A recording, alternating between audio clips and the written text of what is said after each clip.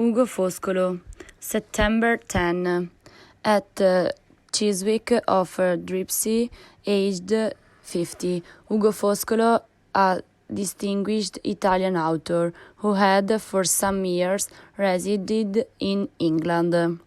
Amongst the names of those families which, about the year 600, took refuge at Rialto, their neighbours isolate history has preserved that of Fusco or Fosco, from which the three branches, Foscolo, Foscari, and Foscarini, celebrated the history of Venice, took their origin. Ugo Foscolo was born about 1776. On board a Venetian frigate cruised near Zante, where his father was governor for that republic and was educated in the University of Padua. When the first symptoms of democratic feelings approached the most aristocratic of all governments, that of Venice, Foscolo was suspected to be an ardent Democrat and summoned before the Inquisitor of State. His mother, her spirit Greek, thought a great aristocrat, called out to him in her native language. Whilst on his way to the tribunal, die but do not dishonor themselves by betraying their friends.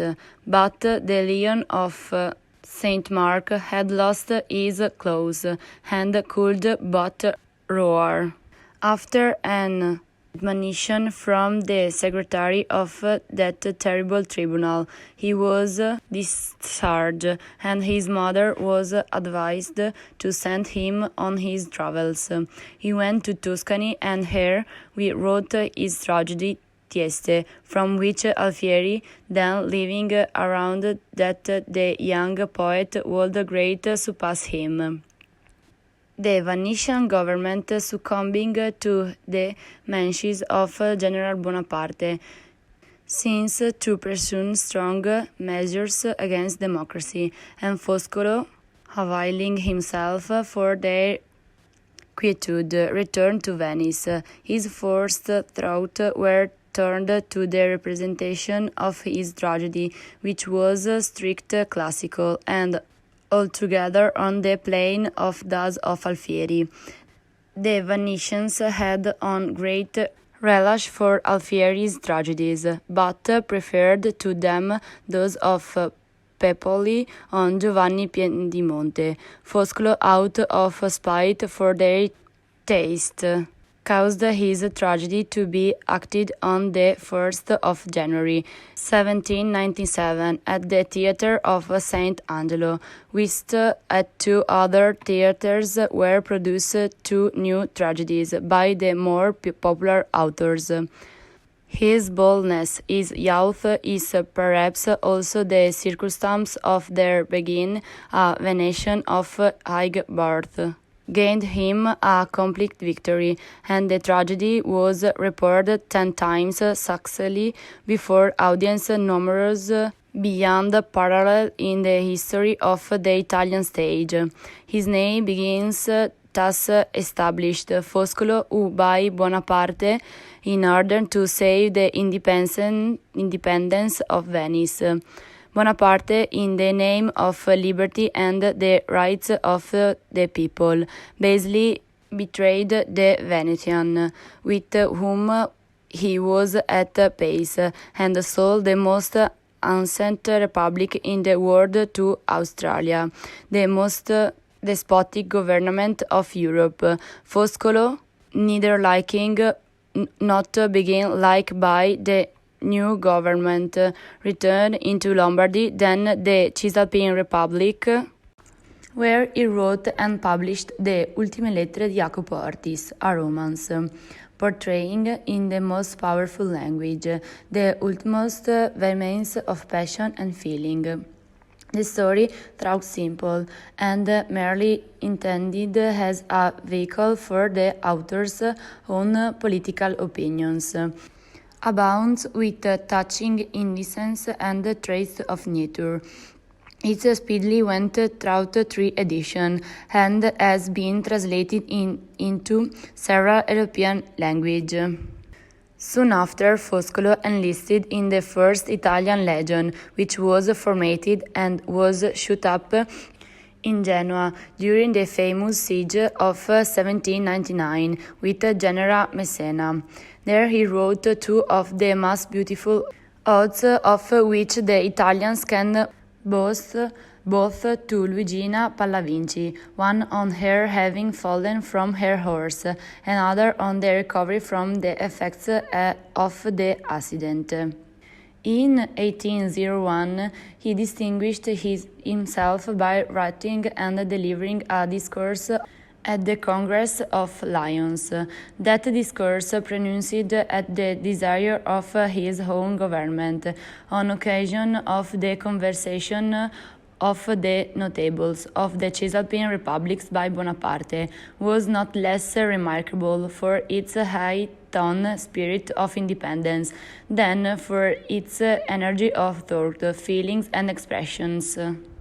It was expected that the orator would deliver a pregnancy upon the new government, instead of which he drew a strong and eloquent picture of its abuses and oppressions, and with rapid and masterly strokes of satires finished the follies and crimes of the against and misery of a foreign power, in the very face of the consular despotism which employed them, perfectly unconstrained with his hands, resting upon the back of his chair. He spoke for more than 3 hours.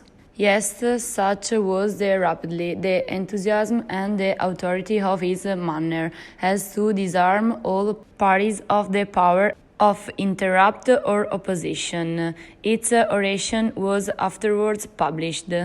In 1803, Foscolo published a satirical and ironical commentary on the Coma Bernis of Calmicus. In 1805, he was sent to Calais to form part of the army destined for the invasion of his island, but greatly disliking that tyranny of Bonaparte, although admiring him as a general and becoming obnoxious to the government by his love of freedom and republican principle. He retired from active service, retaining, however, his rank of captain. In 1808 and 1809, he published a magnificent edition of the works of the famous General Montecuccoli, the rival of Turenne, which he decided to gain Caffarelli, Mystery of War for the Kingdom of Italy, to whom Foscolo was the aide de camp. In 1807, he published at Brescia an elegiacal poem entitled I Sepolcri. He addressed it to Piedemonte, the great luminary and Nestor of Italian literature, who replied to him in some verses full of grace and sensibility. In the same year, they printed the first book of a translation of the Iliad, simultaneous with the first book of Monti's translation. The latter accomplished most nobly his undertaking, but Foscolo never published more than the first and the third book.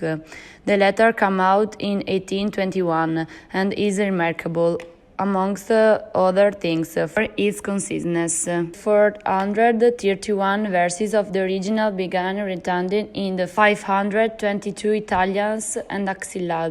About the year 1809, Monti, who was a professor of literature at the University of Padua, being appointed by Napoleon historiographer of the Kingdom of Italy. Foscolo was called to fill up his place at the university. He opened his course with one of the strongest, more liberal, and finely written speeches ever composed by an Italian, dall'origine e dall'ufficio della letteratura. This speech, the character of the man and his spirit of his lectors, alarmed the liberal Napoleon, who it is believed clarified account of Foscolo's blondes by a most dystopic and arbitrary mandate, suppress the professorship of literature in the three universities of Pavia, Padua, and Bologna. Thus was Foscolo dismissed after having enjoyed the diligence of professor only 2 months. In 1812, he wrote another tragedy, Aiace, which was represented at Milan in the Theatre della Scala, producing the greatest sensation and exciting the jealousy of the government, the public having discovered that it was a satire against the monster of the world. For another to name of Aiace, they recognized General Moreau. Napoleon began supposed desire under the name of Ulysses, etc. This tragedy has not been printed. It another was on the point of being exiled when his friend General Pino heard the sentence by sending him to Mantua on a military mission. From Mantua he proceeded to Gascony, where he settled and began to study the English language with great perseverance and success. He soon attained in such a prophecy as to be enabled to give to the world an Italian translation, the best translation that had ever been made, of Stern's sentimental journey. It appeared in 1813 under the feigned name of the Dimo Chirico, supposed clerk. It's accompanied by pungent and satirical notice, and a life of the apprentice translation. When Italy was invited by the Australians in 1814, Foscolo indicated at the manner in which his countrymen recovered their yoke, revisited Milan, where he was appointed to the rank of mayor by the regency of the Italian kingdom, and aided the government by his counsels and his pen. He was the author of numerous proclamations addressed to the critics and the army, to excite them to combat for their independence. At Milan he became acquainted with many English officers, and he labored strenuously but unsuccessfully to instead the British government in favor of Italian freedom. He remained at Milan till Murat declared war against Austria, but having become an object of suspicion to the Australian government, he travelled in Switzerland, thence into Russia. Length in 1850 came over to England. His reputation secured him a good reception from our most distinguished literati and from some of the highest of the nobility and people of fashion. He took a great part in the contest about the Aeolic digram, and having bought a cottage in the neighbourhood of Regent's Park in London, where he lived, he gave it the title of Digrama Cottage. This residence, with that love of experience which was one of his principal characteristics, was adorned with furniture of the most costly description. At one time he had 5 magnificent carpets, one under other. One in his house were alike. His tables were all of rare and coarse woods. Some of the best busts and statues were scattered throughout every apartment, and thus he dotated with a favorite shirt of adoration. In a letter to a friend, he says, "I can easily undergo all preventures, but my dwelling is always my workshop, and often my prison, and out of misery, and I confess it is respect. I cannot be acquitted of extravagance." Speaking afterwards of the costliness of the furniture, he observes they encompass me with an air of responsibility, and they give me the illusion of not having fallen in the worst circumstance. I must also declare that I will die like a gentleman, on a clear bed, surrounded by the Venuses, Apollo, and Graces, and the busts of great men, nay, even among flowers, and if possible, while music is breathing around me. Where from courtesy, the sympathy of posterity, I will never give mankind the gratification of calculating prosperous sake because I die in a hospital, like Camonos or like Tasso, and since I must be buried in our country, I'm happy in having got, for the remainder of my life, a cottage independent of neighbors, surrounded by flowers, rich shops, and open the free air. And when I can freely dispose of £100, I will build a small dwelling for my corpse also, under a beautiful oriental plane tree, which I mean to plant next November, and cultivate con amore to the last year of my existence. So far I'm in it in epicure, but it all other thing. I'm the most moderate of men. I might vie with Pythagoras of sobriety, and even with great Scipio for continence. Poor Foscolo. These dreams were far, very far from being realized. Within a short time after, his cottage and all its beautiful contents come to the hammer and were distributed. A wealthy goldsmith knew Elizabeth, the devil of the poet of Italy. Since his arrival in this country, Foscolo has published a tragedy called Ricciarda, a renowned introduction to the novels of Boccaccio, some essays or Petrarca, written in the English language in 1823, and a Discorso del testo di Dante in 1826.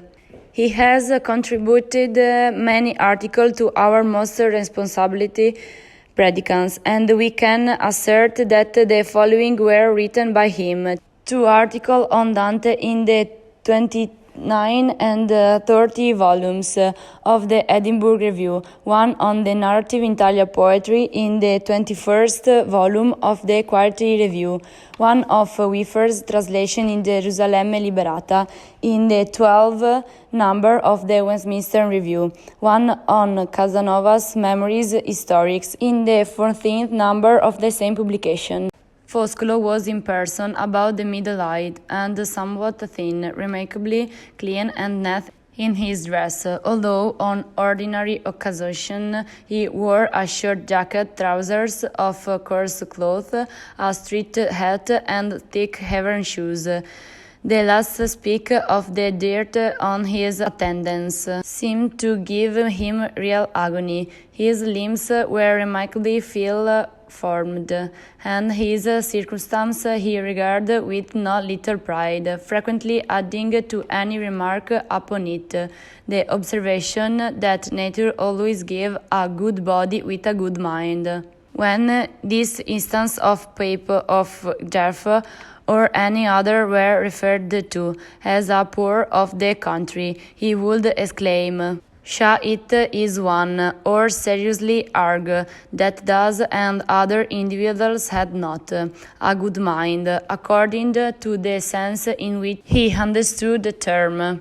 His consciousness was of a very expressive character. His eyes were penetrating, although they occasionally betrayed a restlessness and suspicion which his word dent. His mouth was large and ugly, his nose drooping in the way that physiognomies dislike, but his forehead was splitted in the extreme, large, smooth, and expressively all the power of thought and reason for which his mind was so remarkable. It was indeed precisely the same as that which is seen in the prints of Michelangelo.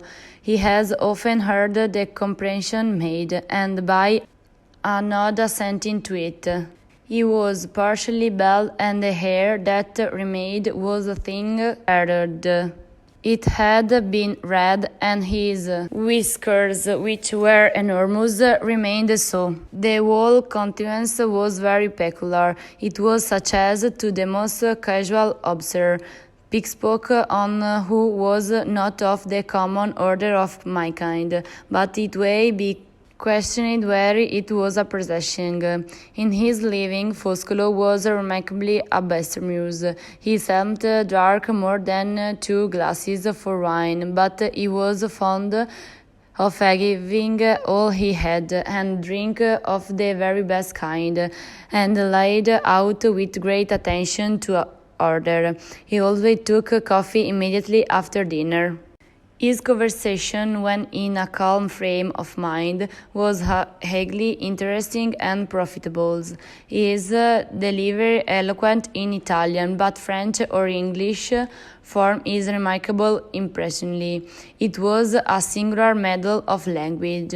When warmed with his subject, he displayed a degree of vivacity and energy, which in our colder claimed, and with our more subdued feelings, seemed bolder, irritable, and want of self-command. He is stated to have been considered in more than one duel. One of these, from his own account, was with a Frenchman, who, having instructed a were youth, one of Foscolo's countrymen, that latter took upon himself the quarrel. The parties agreed to fight with pistols according to the Italian method of dueling. Here, not a second are required. The principal may approach and fight as near one another as they please, but the first who fires, leaving his enemy the advantage of drawing close up to him and putting an end to his existence. As they drew nigh, the last courageous is always most eager to fire. If he fail, he is quite at the other mercy. The Frenchman, we are told, fired at considerable distance and missed his aim. Foscolo then approached with fierce and threatening gestures, his pistol present in the manner of the Italian duels, generally drawing nearer, with his eye fixed upon his victim.